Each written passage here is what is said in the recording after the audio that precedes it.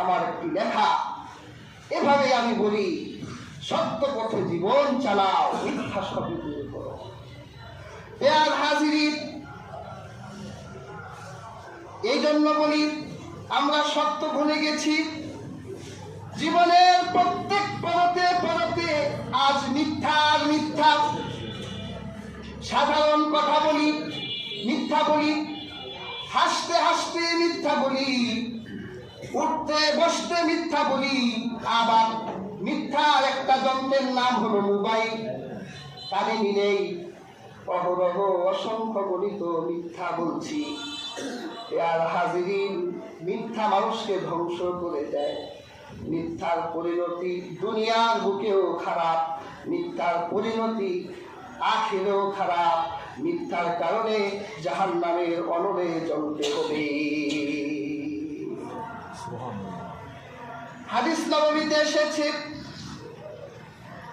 আল্লাহর হাবিব মুহাম্মদ সাল্লাল্লাহু আলাইহি ওয়াসাল্লামকে জিজ্ঞাসা করা হলো, ইয়া রাসূলুল্লাহ, ইয়া হাবিবাল্লাহ, মুমিন কি কাপুরুষ হতে পারে? আল্লাহর হাবিব বলল, হ্যাঁ, মুমিন কাপুরুষ হতে পারে। আল্লাহর হাবিবকে জিজ্ঞাসা করা হলো, হে আল্লাহর রাসূল, মুমিন কি কৃপণ হতে পারে? আল্লাহর রাসূল বলল, হ্যাঁ, মুমিন কৃপণ হতে পারে। আল্লাহর হাবিবকে জিজ্ঞাসা করা হলো, আয়াকুনুল মুমিনু কাযযাবান, হে আল্লাহর রাসূল, মুমিন কি মিথ্যাবাদী হতে পারে? আল্লাহর হাবিব বলল, না, মুমিন কৃপণ হতে পারে, মুমিন কাপুরুষ হতে পারে, কিন্তু মুমিন মিথ্যাবাদী হতে পারে না। মিথ্যা একটা সংক্রমক, যাকে সংক্রমিত করে তার জীবনকে বরবাদ করে দেয়, তাকে মুমিনের আয়াত্তে আর রাখে না, মুমিনের সীমানার বাইরে নিয়ে যায়। কাজে হাজিরিন, মুমিন কাপুরুষ হতে পারে, মুমিন বিপল হতে পারে, কিন্তু কোনো মুমিন মৃত্যু হতে পারে না। চিন্তা করেন তো, কত মিথ্যা আজ আমরা বলি, হাসতে হাসতে বলি, মনেই হয় না এটা মিথ্যা। প্রিয় হাজির, চাকরি করলে মিথ্যা বলি, বসের সাথে সব মিথ্যা। জ্যাম না, জ্যামে পড়ছি, কোন কারণে যাওয়া হয়নি, সত্য বলে না, মিথ্যা বলে, অমুক মারা গেছে, অমুক মারা গেছে। আবার বসও তার চাকরিজীবীর সাথে মিথ্যা বলে, তোমাদের হাদিয়া, তোমাদের পারিশ্রমিক এই কারণে দিতে পারছি না, এই কারণে দিতে পারছি না। এইভাবে নানানমুখী বাহানা চলে। প্রিয় হাজিরিন, ব্যবসায়িক মিথ্যা বলে 2 নাম্বার মালকে 1 নাম্বার বানায় দেয়, তাই না? আর আমাদের দেশ ব্যবসায় একেবারে 1 নাম্বার, অচল জিনিসও চালায়া দেয়। প্রিয় হাজিরিন, মিথ্যা তো ব্যবসায় বলি, আবার কসম খাই। আল্লাহর হাবিব রাসূলুল্লাহ সাল্লাল্লাহু আলাইহি সাল্লাম এটাকে ধোঁকাবাজি বলেছেন। হাদিসে কিতাব এসেছে, আল্লাহর হাবিব একবার মদিনার বাজারে গেলেন। সেখানে গিয়ে দেখলেন এক ব্যবসায়ী খেজুর উঠিয়েছে, তার খেজুরের বস্তার উপরে ভালো ভালো খেজুর। রাসূলুল্লাহ তার নূরের হাতটা খেজুরের বস্তার ভিতর ঢুকাই দিলেন। ভেতরের দিক থেকে কিছু ভিজা খেজুর বের করলেন। আল্লাহর হাবিব বললেন, এগুলো কি? ব্যবসায়ী বলল, হে আল্লাহর রাসূল, বৃষ্টিতে ভিজে গেছে, উপরে থাকলে মানুষ নিবে না। তখন রাসূলুল্লাহ বলেছিলেন, যে আমার উম্মতকে এভাবে ধোঁকা দেয় সে আমার উম্মত নয়, সে আমার উম্মত থেকে খারিজ হয়ে যায়। আজকে আমরা এরকম পলিসি গ্রহণ করি না, এরকম পলিসি আমরা হাজিরিন গ্রহণ করি। প্রিয় হাজিরিন, সন্তানগুলোকে আজ আব্দুল কাদের জিলানীর মায়ের মতো নীতির কথা শিখাই না।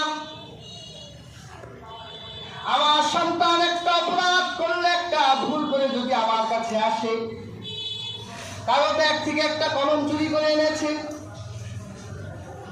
মা নিজেই সেই কলমটা সামলাই রাখে আর বাচ্চাকে বলে কাউকে বলো না। হাজিরিন, এই সন্তান তো বড় হলে নিজের আপন মাকে সম্মান দিবে না, কারণ এই মা ছোটবেলায় তার সন্তানের কাছে নিজের সম্মানকে খোয়াই ফেলছে। আমি সব বাবা মাকে অ্যাডভাইস করি, পাপ তো হয়, অন্যায় তো করেনি, নিজের আপন সন্তানের সামনে কখনো পাপ আর অন্যায় করবেন না, তাহলে এই সন্তানের কাছ থেকে আপনি বৃদ্ধ বয়সে সম্মান পাবেন না। সন্তান তো জেনেই ফেলেছে আমার বাবাই অন্যায় করে, আমার বাবা সুদের পয়সা ধরে আনে, আমার বাবা ঘুষের পয়সা ধরে আনে, আমার বাবা একে মারে, একে ধরে, এর সাথে অন্যায় করে, অবিচার করে। এই সন্তানগুলো দেখতে দেখতে নিজের আপন পিতার প্রতি, আপন মায়ের প্রতি আর সেই সম্মান থাকে না। বৃদ্ধ বয়সে বাবা মা সন্তানের কাছ থেকে যে দয়া চায়, বৃদ্ধ বয়সে সন্তানের কাছ থেকে দয়া পায় না।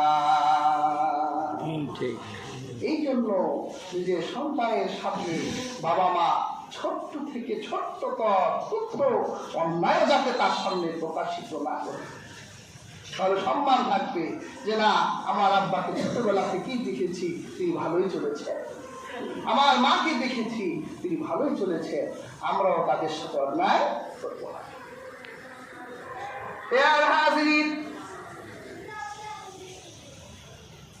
মিথ্যার অন্যায় থেকে ফিরে আসতে হবে। অনেক সময় শয়তান আমাদেরকে মিথ্যা বলায়।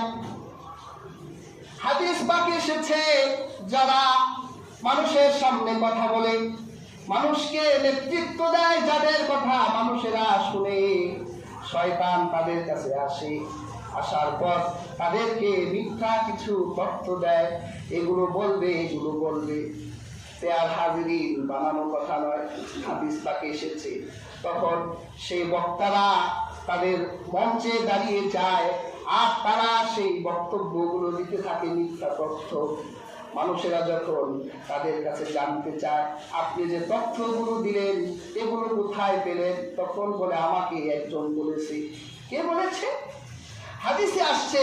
তখন তারা বলে আরাফু ওয়াজহাহু, তার চেহারাটা চিনি, লা আদরি মা ইসমুহু, কিন্তু তার নাম তো জানি না।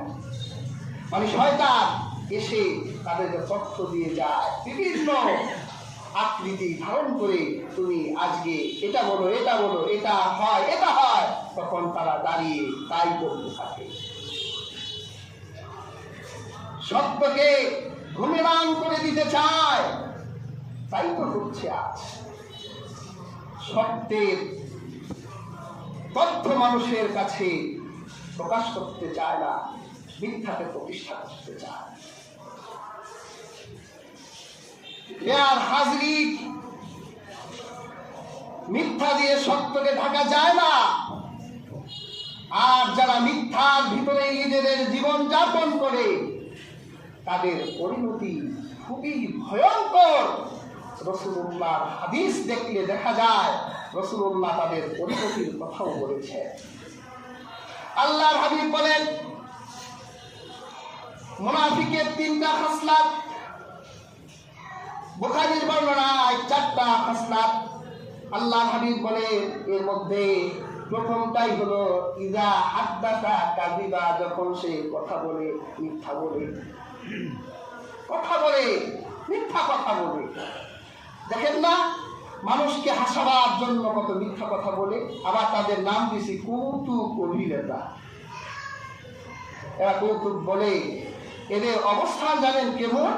হাদিস শরীফে রাসূলুল্লাহ বলেছেন, যারা মানুষকে হাসাবার জন্য কথা বলে, কিয়ামতের দিন আকাশ এবং জমিনের মতো এরকম দূরত্বে আল্লাহ পাক তাদেরকে জাহান্নামে নিক্ষেপ করবে। আজকে আমরা কত মিথ্যা বলে মানুষকে হাসাই, কেন সত্য কথা নাই হাসানোর জন্য? রাসূলুল্লাহ তো কত সুন্দর কথা বলে মানুষকে হাসাতেন। রাসূলুল্লাহ এক সাহাবী বলেছেন যে আমি আমার জীবনে রাসূলুল্লাহকে এমন কোনোদিন দেখিনি যে তার মুখে হাসি ছিল না।